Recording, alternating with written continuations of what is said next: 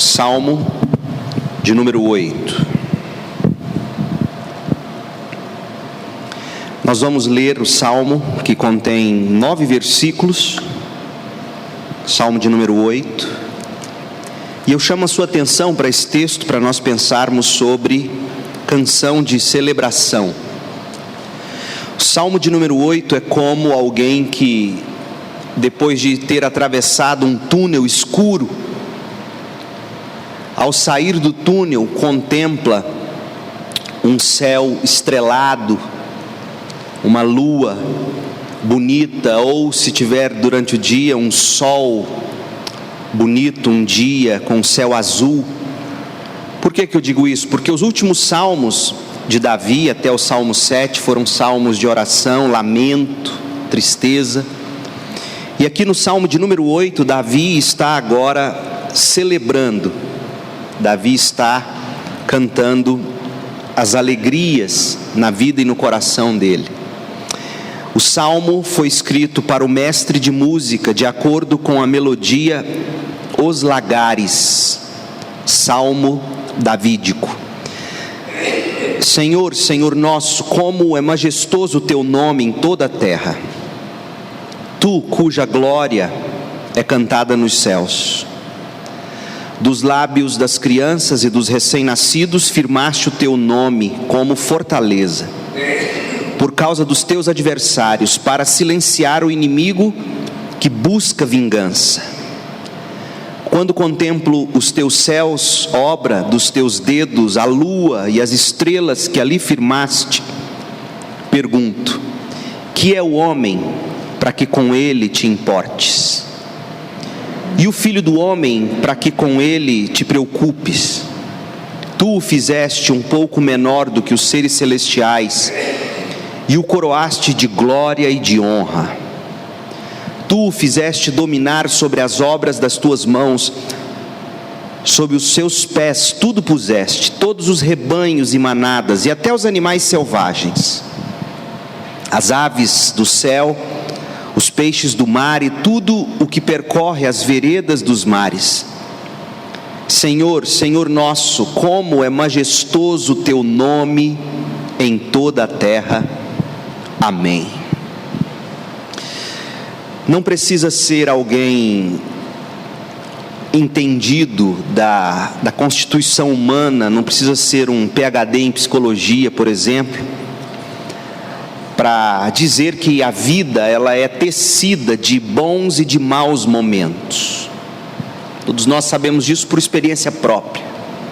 A vida tem seus altos e baixos, a vida tem os momentos de alegria e os momentos de choro.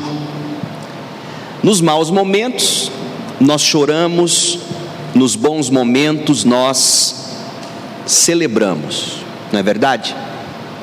Tanto é assim que Paulo escreve em Romanos 12:15, dizendo: alegrem-se com os que se alegram, chorem com os que choram. É claro que a gente prefere a celebração em vez do pranto, não é verdade?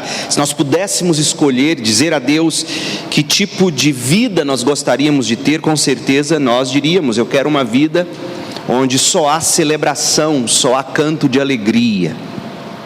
Apesar da Bíblia recomendar o contrário. Eu não sei se você já notou o que Salomão diz em Eclesiastes no capítulo 7. Eclesiastes 7, do verso 2 ao verso 4, Salomão diz: é melhor ir à casa onde há luto do que a casa em festa. É melhor ir a uma casa onde há luto do que uma casa em festa. Por que, Salomão? Aí ele diz: porque a morte é o destino de todos. Os vivos devem levar isso a sério. A tristeza é melhor do que o riso, porque o rosto triste melhora o coração. O coração do sábio está na casa onde há luto, mas o coração do tolo na casa da alegria. Forte isso. Não é que Salomão esteja proibindo a alegria, não é que Salomão esteja proibindo as celebrações. Eu penso que o que Salomão está fazendo aqui é nos advertir sobre o perigo que nós corremos de nos entorpecermos com as festas e com as alegrias. Tantas vezes nós não sabemos celebrar, nós fazemos das celebrações e das alegrias momentos onde nós retiramos Deus das nossas vidas. Salomão sabia por experiência própria que na alegria, infelizmente, nós costumamos crescer menos do que na tristeza. Tanto é assim que quando testemunhamos sobre a obra de Deus em nossas vidas, geralmente nós atribuímos o crescimento espiritual, emocional, aos momentos de tristeza. Raramente, aliás, eu penso que eu nunca ouvi um testemunho de alguém dizendo que tenha crescido na fé ou crescido em Deus por ter uma vida de tanta alegria. Por que será? Não é que não seja possível, é possível. Eu penso que no momento de alegria, quando nós celebramos, nós somos tentados a nos esquecer daquilo que realmente importa na vida. E o que importa na vida é Deus, é o Senhor. Tanto que o salmista vai dizer no Salmo 119 que foi bom ele ter passado pelo sofrimento, porque ele aprendeu a lei e ele colocou em prática o que a lei dizia. Salomão sabia que a gente cresce mais nos tempos de tristeza e que, portanto, há mais sabedoria ao homem que está na casa onde há luto do que ao homem que vive buscando a casa da alegria. O Salmo 8 de Davi é um salmo onde nós encontramos a celebração da glória e da graça de Deus. É importante o Salmo 8 porque esta é uma canção que serve de exemplo, irmãos, exemplo insuperável de como devem ser as nossas canções e as nossas celebrações. Não só nos cultos, não pense apenas nos cultos da igreja, porque geralmente celebração, canção, a gente atribui só aos momentos de igreja e de culto, enquanto que a vida é um culto e deve ser uma celebração. Então, olhar para o Salmo 8 é descobrir como Deus espera que nós cantemos e celebremos a vida. C.S. Lewis, falando desse salmo, ele diz que o salmo trata-se de uma letra resumida e requintada. No salmo de número 8 nós temos um resumo requintado da forma como nós devemos cantar e celebrar. Um salmo que foi inspirado por Deus, com o objetivo singular de nos guiar nos nossos festejos, nas nossas comemorações. As festas juninas se aproximam e é perceptível, quem esteve fora de Goiânia por 17 anos como eu, 13 anos em São Paulo e de volta com alegria a Goiás, aqui valoriza-se muito mais as festas juninas do que no estado de São Paulo. Lá também se celebra, mas aqui celebra mais. Mal terminou o Dia das Mães e a gente já vê bandeirolas nas lojas, camisa xadrez exposta. O goiano gosta das festividades juninas. Aliás, é do brasileiro os festejos, as comemorações. O brasileiro é um povo festeiro. Eu fiquei impressionado com o passeio da tocha olímpica pelos rincões do Brasil até o momento. Pessoas simples que nunca provavelmente teriam ouvido falar de uma tocha olímpica, mas sorrindo de ponta a ponta, mordendo as orelhas de tanto sorrir, dizendo que era muito bom estar ali festejando. É nosso o festejo e a comemoração. Só que o nosso festejo e a nossa comemoração jamais podem perder de vista, ou devem perder de vista, a grandeza de Deus. E o que Davi está fazendo no Salmo 8 é nos ensinando, de forma resumida e requintada, como deve ser o nosso cântico, a nossa celebração, a nossa festa. Então, na busca por sabedoria para celebrar, eu quero convidar você para olhar para esse salmo comigo e fazer 3 perguntas ao salmo. Primeira, por que celebrar?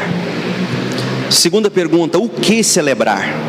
E terceira, como celebrar?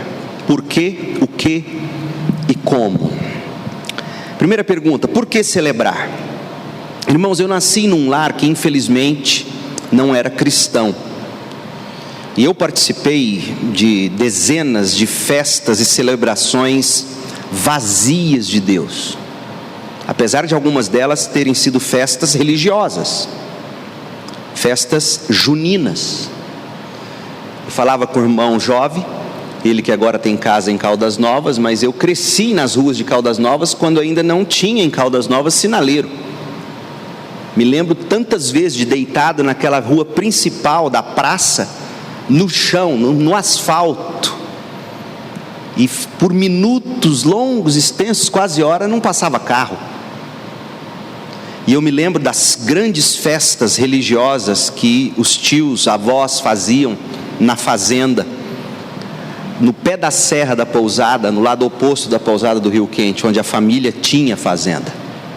Infelizmente não sobrou nem terra debaixo da minha unha de tudo o que a família um dia teve, mas Deus sabe de todas as coisas. Eu cresci no meio de festas e de celebrações, e tive a infelicidade de ver como é plenamente possível você celebrar sem conteúdo.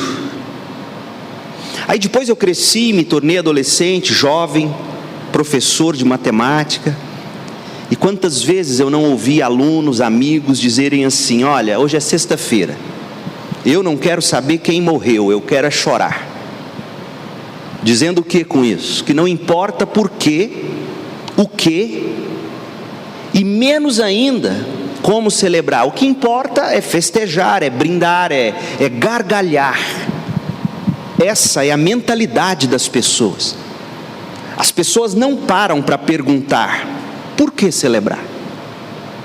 Por que essa festa? O problema com essa mentalidade que não reflete sobre o porquê da celebração é que essa mentalidade não considera a Deus, e essa mentalidade leva as pessoas literalmente à desgraça. Tanto é verdade que Paulo, quando escreve aos Efésios, no capítulo 5, verso 18, ele diz assim: não busquem alegria se embriagando com vinho, isso acaba em libertinagem e imoralidade. Ao contrário, bebam do Espírito de Deus à vontade. Os valores do reino de Deus, irmãos, eles são outros. As celebrações, os motivos das celebrações cristãs são totalmente diferentes dos motivos mundanos.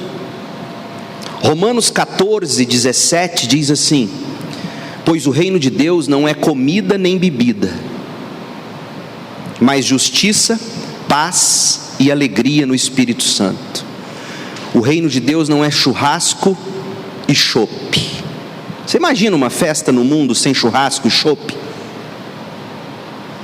Já teve ocasião de membros de igreja em São Paulo fazer festa de casamento e não querer servir bebida alcoólica. E de várias vezes eu pegar a família totalmente embaraçada, porque de repente, no meio da festa, numa mesa lá no centro do salão, alguém aparecia com uma garrafa de uísque. Numa dessas ocasiões, um irmão da igreja correu e falou: pastor, não fui eu que pus, ele trouxe escondido. Eu falei: mas deixe ele beber. Porque na cabeça do ser humano, sem o Espírito de Deus, não tem festa e não tem celebração, se não há o que comer e muito do que beber. E Paulo diz: o reino de Deus não é comida nem bebida. No reino de Deus não precisa dessas coisas para alguém ser feliz na sua celebração. No reino de Deus o que importa é justiça, paz e alegria no Espírito Santo. E aí Paulo continua no verso 18 de Romanos 14: aquele que assim serve a Cristo é agradável a Deus e aprovado pelos homens. Aquele que assim serve a Cristo é agradável a Deus e aprovado pelos homens, diz Paulo. Agora, para o cristão, até a celebração visa refletir a grandeza, a glória e a graça de Deus. A celebração do crente pode até conter comida e bebida, nada contra isso. Nada contra a comida e a bebida. Não é a comida e a bebida que Paulo, por exemplo, está contestando. Note que Paulo em Efésios não diz não bebam, ele diz não se embriaguem. O problema é a embriaguez, a glutonaria. Crente pode não servir bebida geralmente em suas festas, mas o tanto que ele come de forma pecaminosa, glutônica, é terrível. Então Paulo está dizendo, nem muito vinho para que não se embriague, nem muito churrasco para que não seja um glutão, porque nós podemos idolatrar tanto a bebida quanto o espeto de carne. Idolatria é tropeço para o mais fraco na fé. A celebração do cristão deve sempre promover a edificação do próximo em Deus. É o que Paulo diz em Romanos 14, de 19 a 23. Romanos 14, 19 a 23, Paulo diz: tudo que fazemos deve visar a edificação do próximo em Deus. Toda nossa celebração deve visar fazer o outro refletir na grandeza, na glória e na graça de Deus. Davi sabia muito bem disso, e é por isso que ele celebra, e o Salmo 8 está aqui para nos provar isso. Davi nos ensina que nós devemos celebrar sempre a bondade de Deus. O que Davi está celebrando no Salmo de número 8, dentre tantas coisas, principalmente a bondade de Deus. Bondade essa que nos conduz em triunfo. De novo, olhe comigo o que diz o cabeçalho do Salmo 8. Repito aos irmãos, jamais leiam o Salmo, se ele tiver um cabeçalho, sem buscar compreender o cabeçalho, porque o cabeçalho diz muito sobre o Salmo. E o cabeçalho do Salmo 8 diz assim: para o mestre de música, de acordo com a melodia, os lagares, ou algumas versões dizem em gitite. Qual versão aqui diz gitite? Alguma versão antiga, está vendo? Salmo davídico. O que quer dizer isso? A expressão os lagares vem de uma palavra hebraica, que significa prensa de uvas. Se você olhar no dicionário o que é lagar, você vai ver que é um tanque onde se espreme a uva. Sabe aquele tanque onde você joga as uvas? E geralmente tem festas no sul do Brasil, a gente já viu na televisão as pessoas pisando a uva. Em Vinhedo, São Paulo, próximo a Campinas, tantas festas da uva a gente foi, e a gente via isso, essa cena deles pisando uvas num tanque, e esse tanque é o lagar. Pois bem, para muitos estudiosos do hebraico e dos salmos, esse salmo era cantado anualmente nas festas de colheita das uvas para a fabricação do vinho em Israel. Lembre que o vinho era uma bebida vital para o povo hebreu naquele tempo, porque a maioria das vezes a água não era potável, e a fermentação do vinho ajudava a nos saciar da sede. Isso era motivo de celebração. Também a alegria das festas. Agora, é interessante que algumas versões colocam salmo de acordo com a melodia os lagares, mas outras dizem de acordo ou em gitite. Por quê? Da onde vem o gitite? Existe uma obra entre os judeus chamada Targum. O que é um Targum? Um Targum é um nome que se dá às traduções, algumas paráfrases, alguns comentários em aramaico da Bíblia hebraica. Acontece que Israel estava vivendo na Babilônia, e à medida em que eles passavam os anos na Babilônia, eles iam deixando de aprender o hebraico, e sem o hebraico eles não liam a Bíblia deles. A Bíblia corrente era o aramaico. E aí os estudiosos hebreus começaram a escrever traduções e paráfrases da Bíblia hebraica em aramaico. E isso aconteceu até mais ou menos o período da Idade Média, depois de Cristo. Quando você pega um Targum, que é uma dessas traduções, o cabeçalho do Salmo de número 8 diz assim: para o mestre de música, ao som da cítara que Davi trouxe de Gate. Alguma versão diz assim? Ao som da cítara que Davi trouxe de Gate. Que interessante. O que é cítara? Cítara é um instrumento de corda, um tipo de lira. Então nós temos algumas traduções que colocam no cabeçalho, de acordo com a melodia, os lagares. Então o salmo seria cantado na época das festas por causa da colheita da uva. Mas nós temos o Targum, que é a tradição hebraica traduzindo, dizendo que esse era um salmo para ser cantado ao som da cítara. Cítara esta que Davi trouxe de Gate. Sabe o que o judeu acredita? Que o Salmo de número 8 foi composto por Davi logo após a vitória dele sobre Golias. E se você ler, por exemplo, 1 de Samuel 17, 53 a 54, você vai ver que Davi e os de Israel levaram várias coisas dos filisteus. Dentre essas coisas, a espada de Golias e uma cítara dos filisteus. E aí há quem diga que o Salmo de número 8 era cantado no dia da celebração pela vitória de Israel sobre os filisteus. 1 Samuel 18, 6. Então, quem lê o Salmo com o cabeçalho Os Lagares, está celebrando as grandes colheitas proporcionadas por Deus. Quem lê o Salmo 8 com o cabeçalho em Gitite, está celebrando a vitória de Deus sobre os gigantes da vida. Qual é a tradução melhor? Não importa. O que importa é que se está celebrando a Deus, seja pelas grandes colheitas que Deus nos proporciona ao longo da vida, seja pelas vitórias que Deus nos dá sobre gigantes na vida. Eu particularmente prefiro ler o Salmo 8 como celebração pela vitória sobre gigantes. E os irmãos, quando a gente lê com mais atenção o Salmo, vai perceber por que eu penso que assim é melhor. O que Davi está dizendo para nós, ele está respondendo à pergunta: por que nós devemos celebrar?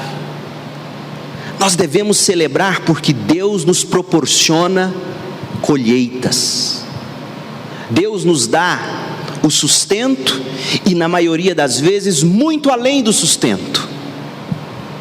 Paulo diz que se nós tivermos o que vestir, com o que vestir e o que comer, devemos estar assim o quê? Contentes. Mas a gente tem muito mais do que roupa para o corpo e comida para o bucho, como dizia a vovó.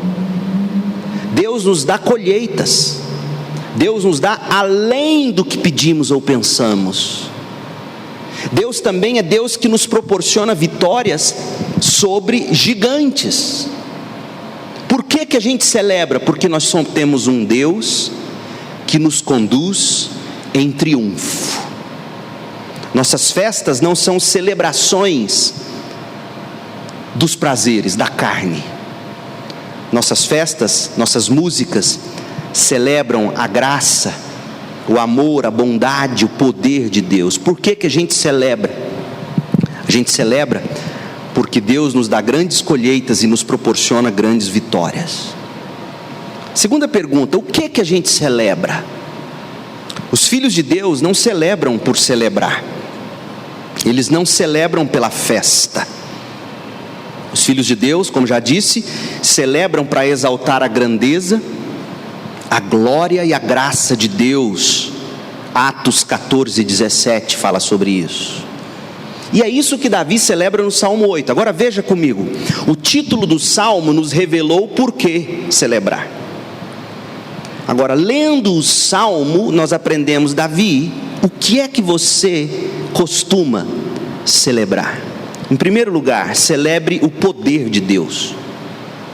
Lembra que eu falei que eu prefiro ler o Salmo no contexto de Davi tendo vencido Golias? Agora veja por que eu acho que assim é melhor. O poder, a grandeza e a transcendência de Deus são celebrados aqui no Salmo 8, de 1 a 3, de três maneiras. Olha como é que Davi celebra o poder de Deus, a grandeza de Deus, a transcendência de Deus. Ele celebra isso de três maneiras. Em primeiro lugar, Deus tem poder para revelar o nome dele em toda a terra. O Salmo diz assim, no verso 1: Senhor, Deus nosso. Infelizmente, o português não capta o fato de que no verso 1, Senhor, Senhor, são duas palavras diferentes para descrever Deus. A primeira, Senhor, é Yahvé. A segunda, Elohim.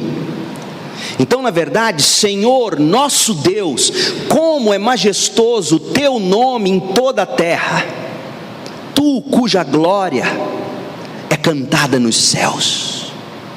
Irmãos, a gente acha que isso é bobagem, mas felizmente a nossa geração, a geração das redes sociais, nos ajuda a compreender o valor de um nome que é conhecido por toda a terra. Sabe como é que as pessoas costumam ficar famosas hoje em dia? Se elas postam, por exemplo, um vídeo no YouTube, que é um canal na internet, e se tiver milhões e milhões de visualizações, ou seja, se o mundo inteiro conhecê-lo pelo que ele é e fez, ele é chamado até para gravar um disco, como foi o caso do menino aí, o Justin Bieber. Ficou famoso por um videozinho no YouTube, o nome dele se espalhou por toda a terra no YouTube, e ele gravou um disco, ficou famoso. As pessoas dão valor ao nome que se espalha por toda a terra. As pessoas dão valor aos artistas. Por exemplo, eu estava ouvindo a entrevista de Eugene Peterson, que traduziu a Bíblia, a Mensagem, tem tantos livros bons que foi escrito, pastor presbiteriano aposentado nos Estados Unidos, e um dia o Bono Vox, que é o grande cantor do YouTube, ouviu falar da Bíblia, a Mensagem, comprou, começou a ler os Salmos e começou a ter uma caminhada com Deus diferente, lendo a Bíblia na tradução do pastor Eugene Peterson. E aí um dia o Bono liga para ele, e o Bono liga para ele e diz: olha, eu estou indo fazer um show nos Estados Unidos, eu vou estar no Texas. Se o senhor quiser, eu mando um avião aí buscar o senhor em Montana, onde ele mora, e o senhor vem passar a semana, o senhor e sua esposa, comigo aqui no Texas. Ele falou: não posso, tem muito compromisso. Aí ele, contando essa história para um repórter que conhece a fama de Bono Vox pelo mundo, o nome dele é conhecido em toda a terra. Aí vira para o pastor Eugene Peterson e fala: como o senhor pôde declinar um convite assim? Sabe o que ele disse na simplicidade dele? Ele olhou para o repórter e falou assim: você sabia que eu estava no meio da tradução de Isaías 6, que diz: santo, santo, santo é o Senhor dos exércitos? O repórter ficou olhando assim e falou: eu estava traduzindo o texto do nome que é majestoso em toda a terra, Bono Vox, que ele cante no Texas, e que eu continue com o meu Deus. Não é que ele estivesse denegrindo Bono Vox, tanto que ele depois recebeu o Bono na casa dele. É que ele estava dizendo o seguinte: mais majestoso do que o nome do YouTube, mais majestoso do que o nome Coca-Cola, mais majestoso do que qualquer marca ou nome de celebridade, é o nome do Senhor em toda a terra. Tu cuja glória é cantada nos céus. O U2 enche um estádio no Texas. Agora o Senhor é celebrado pelos anjos, miríades e miríades de anjos nos céus. Então o poder de Deus para revelar o nome dele em toda a terra. Verso 9: Senhor, Deus nosso, como é majestoso o seu nome em toda a terra. Veja que o salmo começa e termina com a mesma expressão. A embalagem do salmo é a verdade de que o poder de Deus se revela no nome dele em toda a terra. Outra coisa, Deus tem poder para reverter em vitória a fraqueza do povo dele. O povo de Deus, irmãos, é fraco diante do mundo e diante das questões dessa vida. Quantas vezes você não se sente impotente diante do mundo, como Davi se sentiu impotente diante do gigante Golias? Por isso que eu acho que esse salmo foi o salmo de vitória sobre Golias. Olha o verso 2: dos lábios das crianças e dos recém-nascidos firmaste o teu nome como fortaleza, por causa dos teus adversários, para silenciar o inimigo que buscava vingança. É como se Davi estivesse dizendo: olha, diante do gigante eu me senti como um recém-nascido, uma criancinha. Mas Deus é poderoso para reverter em vitória a fraqueza do povo dele. E quando eu derrubei Golias e cortei a cabeça dele, todos os filisteus que gritavam a glória de Golias se silenciaram. Deus é poderoso para reverter em vitória a fraqueza do povo dele. Por que a gente canta? Por que a gente celebra? Porque Deus é majestoso. E o que a gente celebra? A gente celebra esse Deus que, diante de tantas circunstâncias, quando nos sentimos menininhos, criancinhas, pequeninos, a gente sabe que tem um Deus grande e majestoso. Eu jamais vou me esquecer da cena, chegando em casa depois de Samuel nascer, eu e Cris, com aquele menininho pequenininho no colo. Quanta impotência eu senti naquele momento, e sei que também a Cris. Mães aqui sabem do que eu estou dizendo, ao pegar um nenê no colo. Por mais que você tenha brincado de boneca a vida inteira, e tenha desejado ter sido mãe, quando você pega e leva para casa, você se sente do tamanho de um alfinete.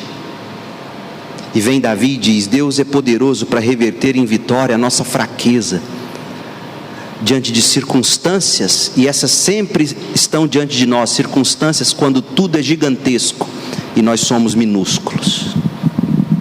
E sabe do que mais? Deus faz calar aqueles que gritam. Ele não vai dar conta, ele não vai conseguir.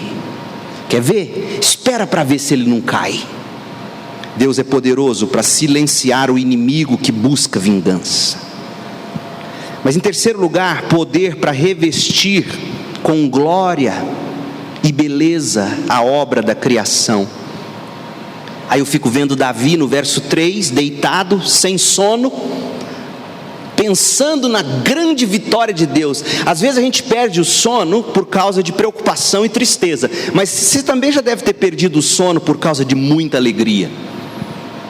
Aliás, os psiquiatras dizem que quem às vezes sofre com instabilidade de humor não pode ter muita tristeza nem muita alegria. Já ouviu falar disso? Davi aqui perdeu o sono de tanta alegria.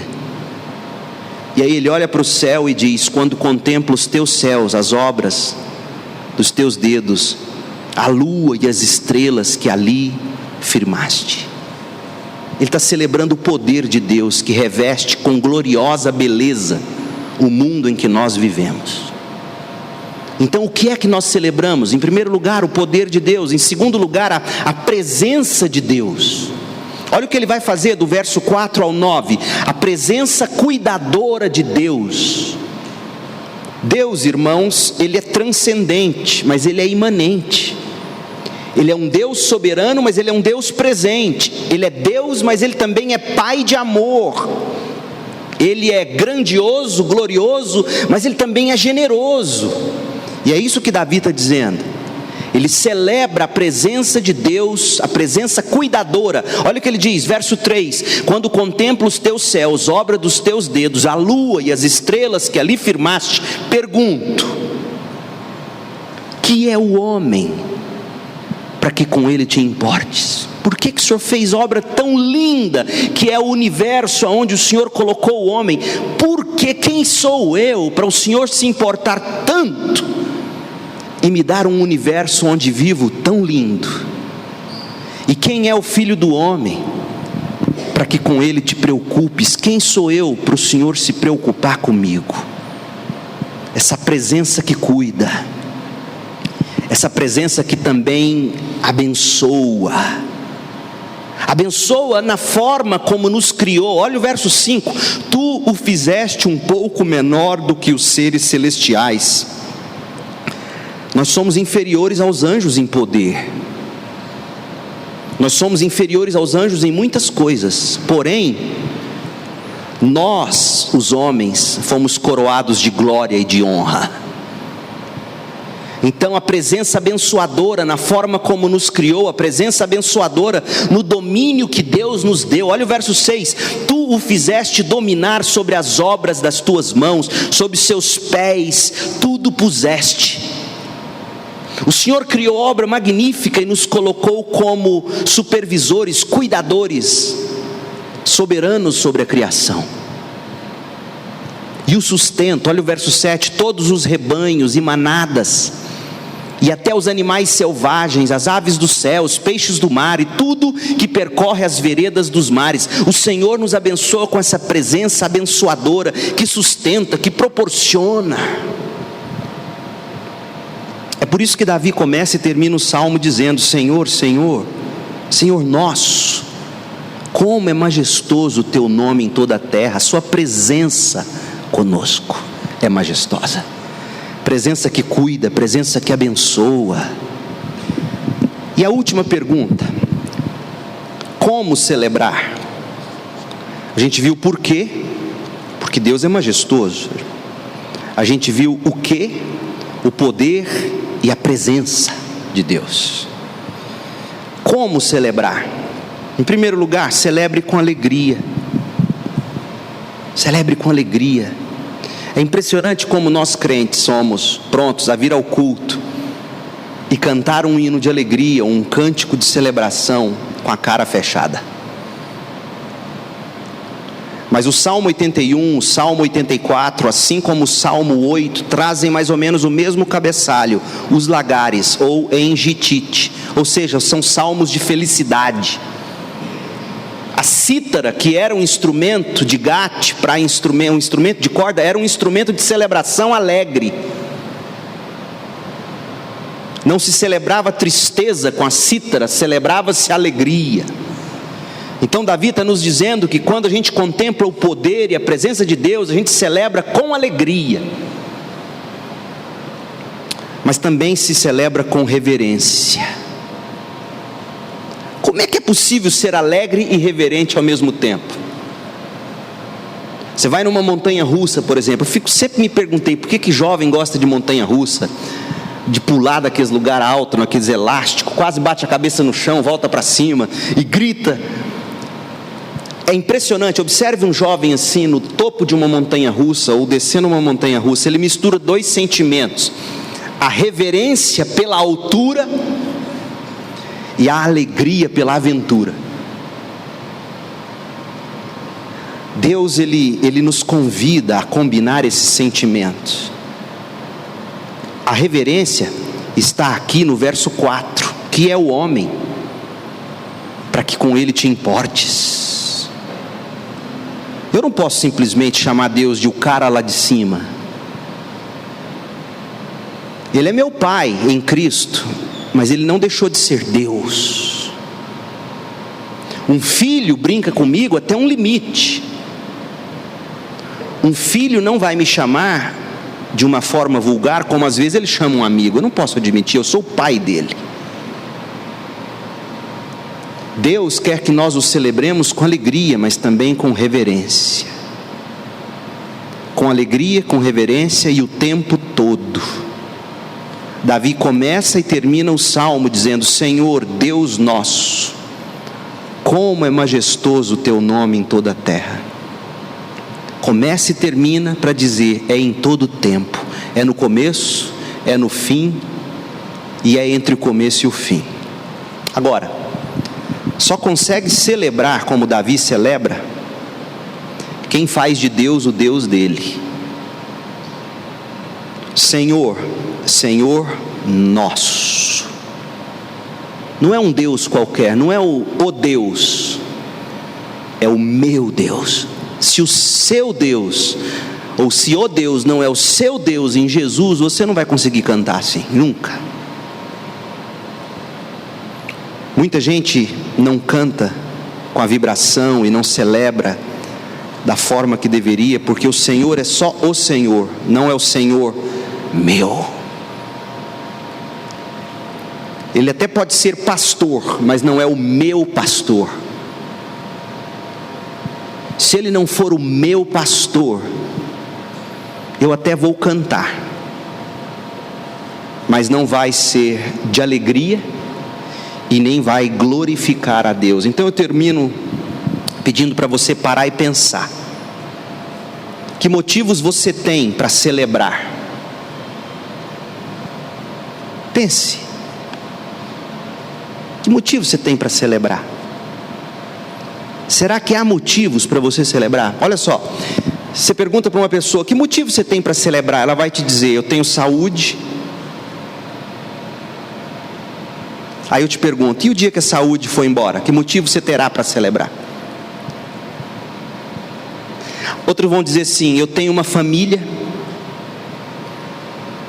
Mas e o dia que Deus levar alguém que você ama? Que motivo você terá para celebrar? Ah, eu tenho dinheiro, E o dia que você não tiver? Eu celebro a Deus pelo meu trabalho. E o dia que você se aposentar? Não vou nem falar em perder o emprego, vamos falar de aposentadoria. Veja como são frágeis os motivos do mundo. E muitas vezes, infelizmente, os crentes celebram só isso. Nada contra celebrar isso. Temos que celebrar a saúde que Deus dá, o trabalho, a carreira, tudo. Mas o crente não celebra só por isso. O crente celebra porque o Senhor é Senhor dele. A graça desse Senhor é melhor do que a vida. No mesmo tom do Salmo 8, Davi diz assim em Atos 14, 16. Abra lá para a gente terminar, ouve. Atos 14, 16 e 17.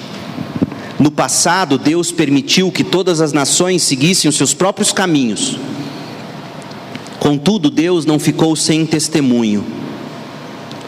Deus mostrou sua bondade, dando-lhes chuva do céu e colheitas no tempo certo. Concedeu-lhes sustento com fartura. Irmãos, graças a Deus que não para aqui. Olha aqui para mim. Muita gente prova ou vê a bondade de Deus na vida deles. Muita gente se beneficia da chuva do céu. Muita gente colhe no tempo certo, tem o salário no fim do mês. Muita gente tem sustento com fartura e não é alegre. É mentira minha? Sabe por quê? Porque o que faz tudo isso que Paulo acabou de dizer ser bom e motivo de celebração é o que ele põe no final da frase: Deus também tem que te dar um coração cheio de alegria. Se Deus não te der um coração cheio de alegria, você vai ver bondade e não vai ficar alegre. Você vai se beneficiar da chuva e não vai celebrar. Você vai colher no tempo certo, você vai ter sustento, você vai ter fartura e vai viver miserável. Então eu te pergunto de novo: que motivos há em sua vida para você celebrar? Vá na raiz do negócio. Não é o filho, não é a carreira, não é a profissão. O motivo é que nós temos o Senhor que enche o coração de alegria, na riqueza ou na pobreza, na saúde ou na doença. É o Deus que nos ajuda a ser contentes em toda e qualquer circunstância, tendo fartura ou passando necessidade.